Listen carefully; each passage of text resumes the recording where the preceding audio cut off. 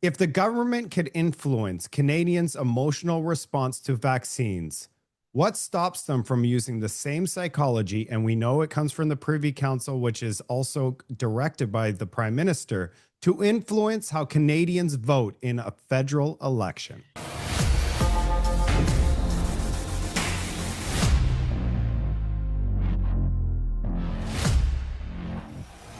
All right, welcome to the show. I have a special guest today. John Carpe has joined us. He's the founder and president of Justice Center for Constitutional Freedoms.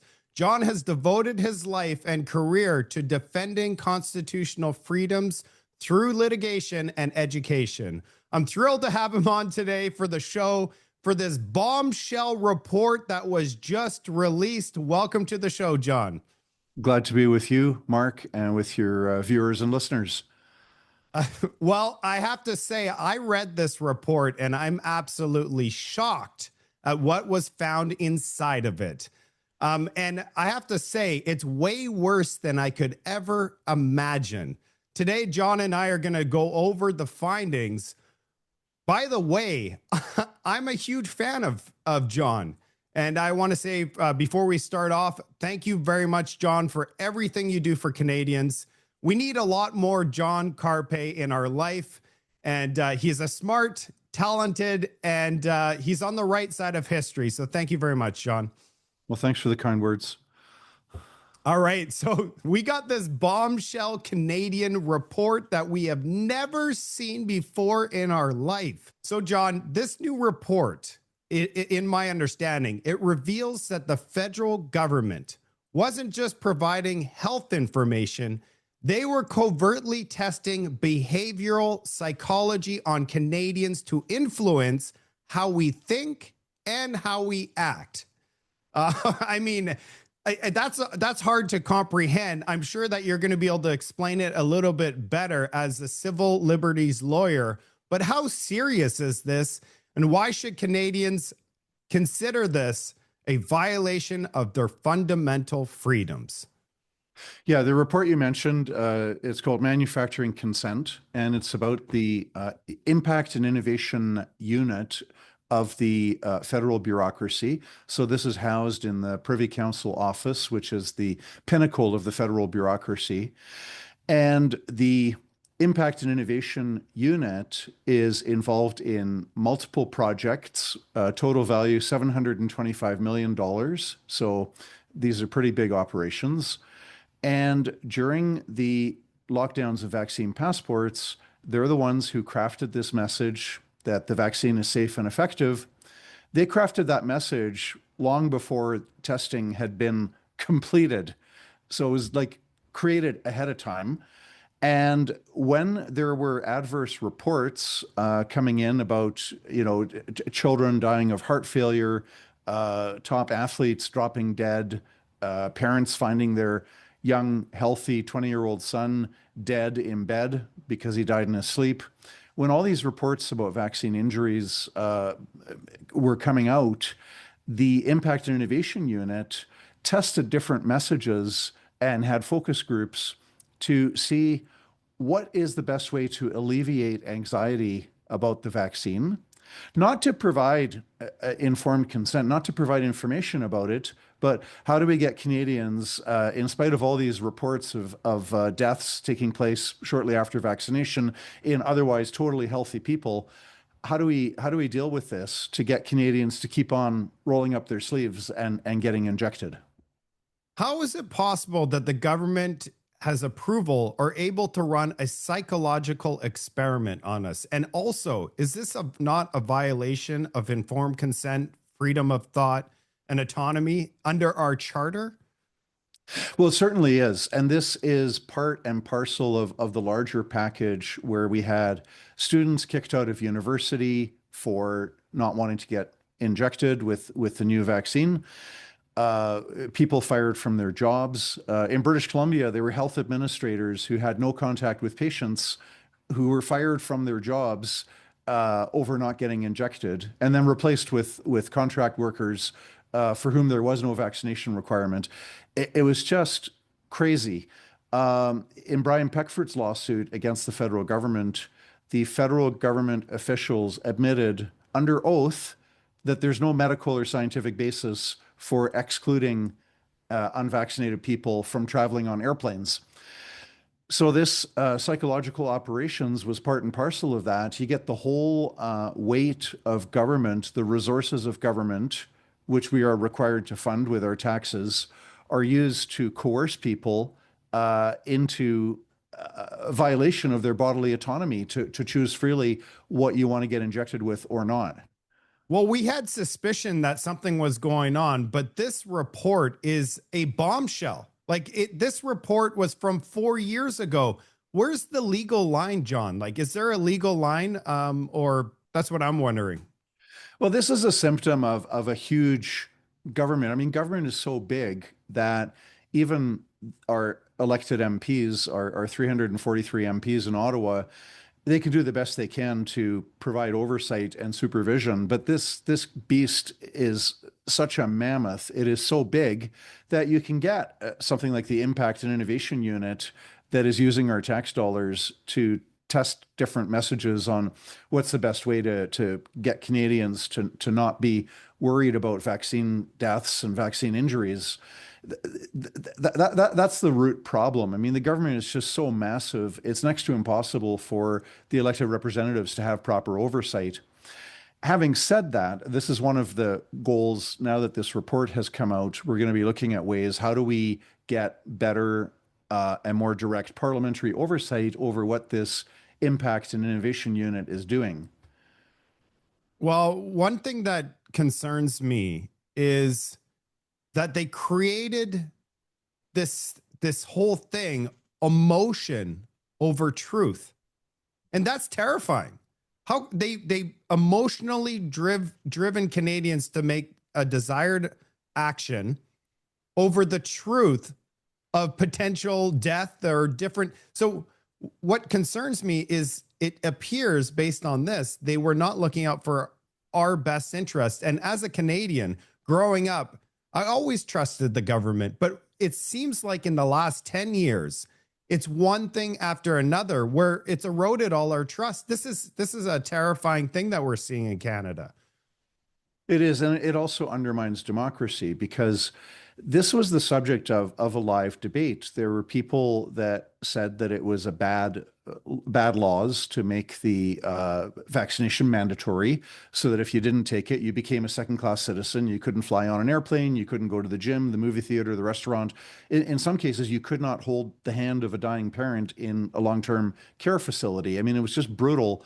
Second-class citizenship imposed on millions of Canadians who chose not to get injected. So this is a live debate. Some people said it should be mandatory. Other people said it should not be mandatory.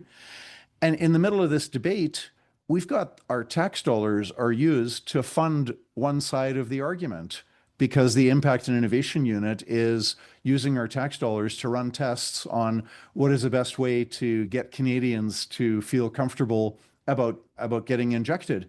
That's very one-sided. You know, it's different if the government is spending money on posters put up in bathrooms in pubs warning people that pregnant women should not drink.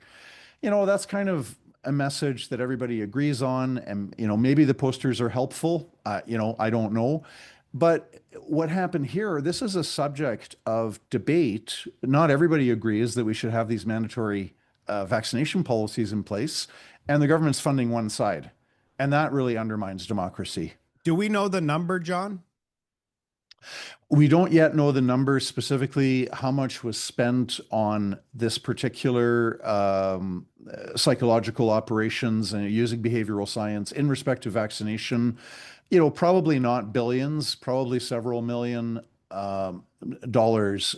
So we don't know the specific number for this particular operation. We do know from their own website, they say that they're involved in projects to the tune of $725 million. Now, I don't know if that means 725 million is the cost of all the projects, or if that's the cost of the Impact and Innovation Unit. That's a little bit ambiguous. How can we find out the cost? Is there a way? Well, you could contact your member of parliament or do an FOI request, but I'd like to, I've got some action items for my team here and myself to go further on this and see, how much was spent specifically. We filed some FOI requests already, so that'll be, it'll take a few months to get more information. And can we get an update from you? I'd love to share this with the audience of how much this actually cost, because I think that's important. I think just $1 without our consent is too much, but I want to see how deep this thing and how big this thing, because when you see hundreds of millions of dollars, think about how many people are employed to do this. So it's important to see the size to understand the scope. One thing that stood out to me in this report was that the government locked in on a phrase, and the phrase was safe and effective. This was before long-term data was even available. So to me, that's breaching legal grounds, in my opinion. I mean, you would think that telling people something safe and effective when they don't have the available data is a breach. Well, yeah, there was no knowledge. I mean, it was wishful thinking. I mean, they hoped that the vaccine would be safe and effective because they were terrified of COVID, and of course there was a lot of exaggeration there about the harms. I mean, Dr. Neil Ferguson from Imperial College London said that COVID would be as bad as the Spanish flu of 1918, and tens of millions of people would die. So everybody was in a state of fear. Even though, in truth, the 1957 Asian flu and the 1968 Hong Kong flu, both of those were worldwide pandemics, and both of them were more deadly than COVID. But that's not something you would have heard. So these people are terrified, and it's wishful thinking. They wanted it to be safe and effective, but it's certainly unethical to take your wishful thinking of how you might like things to be and then pretend that that's a fact when no, it was not a fact. It was wishful thinking. There was no evidence prior to the vaccine becoming mandatory in September, October 2021. There's no evidence that the vaccine stopped transmission of COVID. None. So the very basis for why you might want to make it mandatory, because it supposedly protects people by stopping transmission, that didn't even exist. 3 months later, Christmas 2021, in Gibraltar, 99% vaccination rate, the government says, do not meet together and socialize at Christmas time. In Israel, in Canada, all over the world, COVID is spreading everywhere, even though you've got 80%, 90% of the population has had 2 or more shots. So it never stopped transmission. There's zero evidence, that it was effective for stopping transmission. The only effectiveness possibly is they say, well, if you got COVID after getting injected, you would have been a lot sicker without the vaccine, which is not really a scientific argument. That's more wishful thinking. Oh, I agree. I have 2 personal stories here. The first is I took the vaccine. I mean, I trust the government. I was employed at the time, and they said, if you don't get it, you're done. So, I have young children. I'm doing the right thing. I'm looking at the kids saying I have to do this. And to find this information out now, I'm so appalled. And another thing is I lost a family member. My aunt passed away, and they wanted to hold the funeral. And they said only 4 people could attend, and it was outdoors. And so just thinking about that, and we're all fully vaccinated, and only 4 people could attend the ceremony. And, I'm still upset about that because I wanted to be there for my family, to be together. And we were stripped away from that and to know this information. So one thing I saw inside this report that I highlighted was early on, there was growing evidence of I can't say the word that well, is myocarditis. So hopefully I got that right, in young men. Yet the messaging never changed. This was not about looking after the public interest or looking after the welfare of Canadians, because you have that, yeah, fully informed consent. I mean, this was a fanatical crusade to get everybody injected based on wishful thinking. They sincerely hoped that this vaccine would be safe and effective. Uh, the safety debate will go on for many years. The Justice Center has another report that was released a few months ago about how we have permanently higher death rates in Canada after this big vaccination campaign, including 15% higher death rates amongst children, and especially amongst younger Canadians aged 45 and younger. The death rates are much higher now after so much of the population has been vaccinated 2 or more times with this COVID vaccine. Now, correlation does not prove causation. So, but correlation does warrant further investigation and further research. So we're doing the best we can to get on the government's case to say, well, you need to research this more, because Stats Canada, death stats, that's what we used. And we've got higher death rates in Canada today amongst Canadians under 45 and amongst children than what we did 5 years ago before the whole lockdowns and vaccine mandates experiment.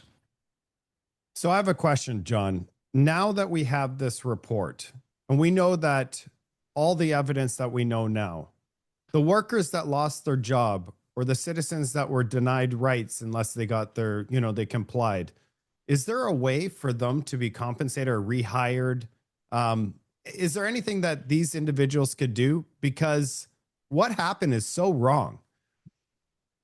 Well, people need to speak out and tell their stories. I mean, that's really one thing that's so helpful, because, it's like when you shared about like the pain and suffering of not attending a funeral, that's so powerful. And there's so many, I did a rough calculation some time ago. There's millions of Canadians were impacted by that policy where you can only have 10 people or only 5 people at a funeral.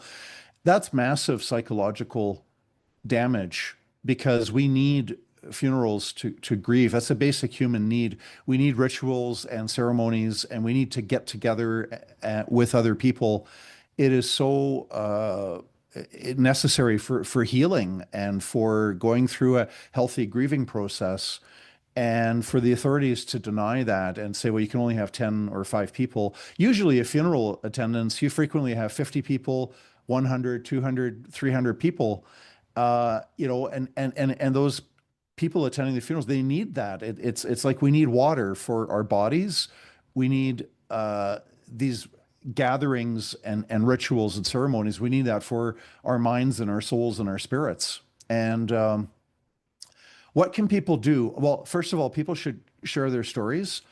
And then people, depending on what your particular situation was, if you were kicked out of university, you could talk to your provincial MLA or, in Ontario, MPP, member of provincial parliament, talk to your provincial representative and say, I was kicked out of university. I've lost financially. If the elected representatives are hearing this, then it opens the door for some changes or compensation. But if people are not sharing their own stories, right, then the message is not going to get out there. Well said, John. So I want everybody to know out there, we actually make a difference. Why do you think I created my podcast? It's because I believe that one person could actually make a difference. For example, we talked about the clone meat situation on my channel, and other content creators also talked about it. And look, they have quietly removed the clone meat in our food supply. I mean, we could actually make a difference. So if you just did a 15-minute email and sent it off, you have done something. You actually made a difference. So don't think that your 15-minute email was for nothing. If everybody actually did their 15-minute email, there'd be tens of thousands. They would actually do something. So don't think twice about just be like, you know what, today I'm going to do my civil duty and do my 15-minute email and send it. because it does make a difference.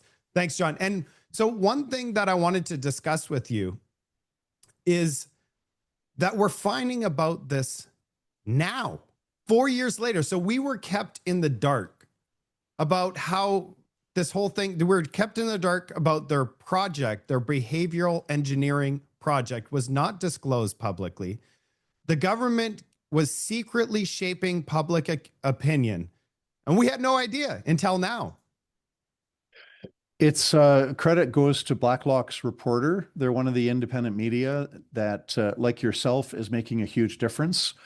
So they did a Freedom of Information request, and they dug up the information initially.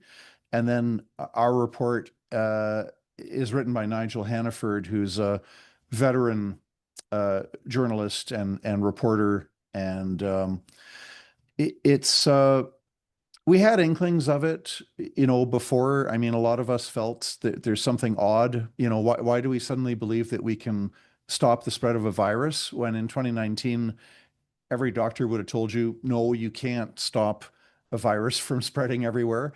The best you can hope for is that you let it spread amongst those who are younger and stronger and healthier, who are not going to die from it, who might get sick, but they're going to be okay. And you let it spread amongst the younger and healthier and stronger people. And then you have herd immunity. It has nowhere else to go. And then you protect the vulnerable that way. And yeah, it was quite the bandwagon. I'm still in shock myself, part of me, that how could there be this fanatical, lockdowns are definitely, we already know that this is the way to go, right? Which is like not true. This had never been tried before in human history, but yet there's this, oh, it's all evidence-based and this is all science. And the governments under the Constitution are required to measure the costs and benefits, right? The benefits that might flow from a health order that violates our freedoms and the harms that can flow from that. They didn't do that cost benefit evaluation. They didn't think about whether these lockdowns were actually doing more good than harm. That was just not on their radar screen. But we need to keep on speaking the truth, and we will get to a point in the future where those who did this to us will be held to account. Well, this is a good segment to my next question. Because this unit operates out of the Privy Council, isn't the ultimate responsibility with the Prime Minister and the Cabinet? Yeah, the Privy Council office is the civil service equivalent to the Prime Minister's office. So, for example, you've got the Transportation Minister, and then you've got the Department of Transportation has the bureaucrats that are permanent. Ministers come and go. So the Privy Council office is the bureaucratic counterpart to the Prime Minister's office. And we need better parliamentary oversight. That's what we need. We need a change in the law to make sure that this Impact and Innovation Unit is reporting directly to Parliament, not just to the Prime Minister, because I think that's where things are at right now, is this unit is accountable to the Prime Minister. But if the Prime Minister is okay with what they're doing and doesn't care that tax dollars are being used to manipulate us, well, so we need that change so that there's direct accountability to Parliament. I have two questions for you, John, and these questions are explosive. You might not know the answer, but it's something that I want to plant a seed in everybody's mind. If the government could influence Canadians' emotional response to vaccines, what stops them from using the same psychology? And we know it comes from the Privy Council, which is also directed by the Prime Minister, to influence how Canadians vote in a federal election. Asking the question is answering the question. This Impact and Innovation Unit, like every federal government department, and this is not unusual, they believe very strongly that mankind controls the climate and that we absolutely need to vastly reduce the oil and gas that we're consuming in order to save the planet from the climate holocaust, blah, blah, blah, blah, blah, blah. They believe that narrative very fervently. So I don't see any reason why the Impact and Innovation Unit would not be busy influencing Canadians to feel good about giving up our basic rights and freedoms to move, to travel, to live our lives as we want. It wouldn't surprise me in the least if they're already busy influencing our attitudes towards giving up our rights and freedoms in order to save the planet from this climate holocaust, and all of that based on the thesis that mankind controls the climate, which is again is up for debate because you have different people with different viewpoints on that. Yeah. So how do we know that they didn't actually have this unit conduct their work in order to shape public opinion to potentially sway this election we just had?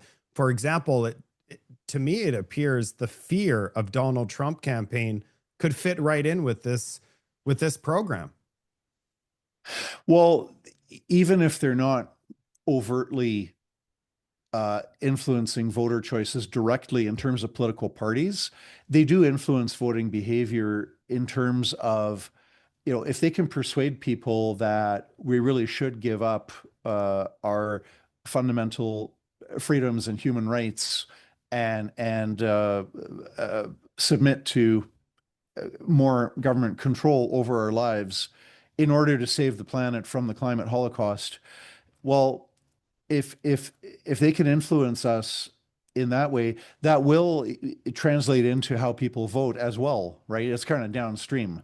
If you've got everybody persuaded that we should give up our human rights and our charter freedoms because mankind controls the weather, if you get people to buy into that, then downstream people are going to be more likely to vote for parties that are pursuing that agenda.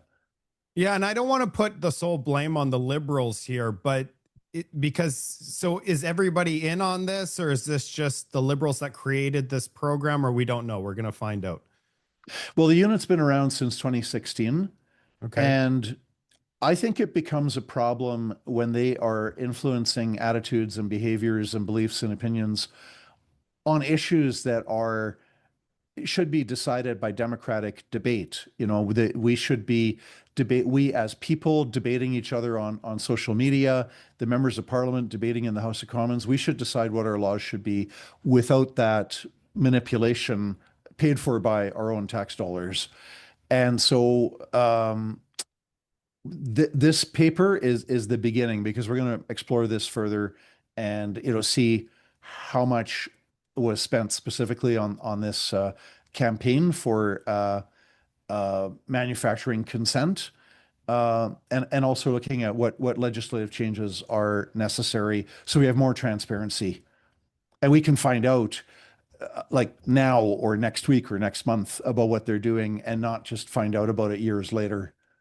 Yeah, this whole thing's incredible. So you know what? The more that I dig deeper into this, it seems like a bad dream. I'm being honest with you. It doesn't make any sense.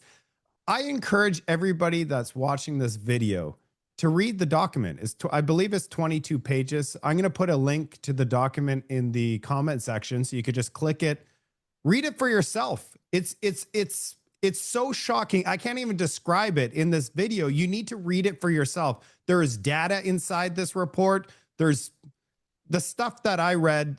It's incredible. Kudos to Nigel Hannaford, the author. He did a lot of work, and kudos as well to the Blacklock's reporter. I think the independent media, like podcasts and video casts, like the one that you're doing, Marc, and then you've got the Rebel and Juno News and the Western Standard and the Epoch Times, and so many fantastic podcasts and video casts. This is what's keeping freedom alive in Canada. And I always encourage people to donate to independent media, sign up for one or more, pay $5 a month, subscribe, because that's really what the whole lockdowns and vaccine passports would have been a lot worse if there had not been independent media that are presenting an alternative viewpoint and saying, hey, we should be thinking about the harms that are coming from lockdowns, and not just be blindly believing that they're 100% beneficial and that there's no downside. I completely agree with you. I think it's important that Canadians we talk together. I mean, as a group together, we could form a great society that we all want to live in, because at the end of the day, everybody wants the same thing. We want safe streets for our children. We want economic prosperity. We want to be able to help the world. We all have the same mission. The question is, how do we get there? And how we get there is by communicating with each other. There's no perfect solution. If they're going to sell us, say, this is the solution and it's perfect, that is misleading, because there's always a better way to do that, to do something. And by us communicating, we could come to a better outcome, in my opinion. Yeah, I agree 100%. Well, this is one of the reasons free speech is so important, because it's a mechanism for getting closer to the truth. And it's through our thinking, and often, we're kind of fumbling about, and we say things where, you listen to yourself as, oh, that's not quite right. But it's through that conversation that you get mental clarity, and it's by ideas being challenged, right? So like, you put forward your idea A, and I critique it and I say, well, it's mostly true, but parts of it are not true. And then you revise it, and you criticize my counter proposal B, and we go back and forth. Provided we both have humility and intellectual honesty, or at least, some humility and some intellectual honesty, it's through that dialogue that we get a better understanding. And that's why the free expression is so important. That's why the independent media are so important, because you've got right now the government's, funding 1.4 billion tax dollars per year going to the CBC, which I don't even think they're journalists. I think they're kind of an advocacy group for woke big government ideas. But then you've got not just the CBC, but you've got hundreds of millions of dollars being given to CTV and Global and various newspapers and radio and so on. And all of that government funded media, I mean, sure, we should tune in and listen to what they have to say, but we really need the independent media to be that counterbalance to this CBC message. Yeah, and just to think, if they're all getting funding, that means they're all on the same page. So they're actually creating the news, not reporting on it, and that is a terrifying thought. He who pays the piper calls the tune. And we saw that during the lockdowns of vaccine passports. They would only they might interview 2 or 3 people, but they're 2 or 3 people with similar views, right? So they'd interview one person that said, lockdowns right now are fantastic. And then a second person said, we should lock down a little bit harder. And the third person would say, we need to lock down a lot harder. Those were the 3 opinions that they presented in the story. They wouldn't present an opinion and there are plenty of doctors and scientists, lawyers, plenty of people available to say lockdowns are doing more harm than good. Those people just didn't get interviewed.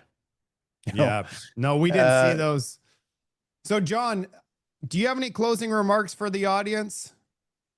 Well, I'd say don't give up.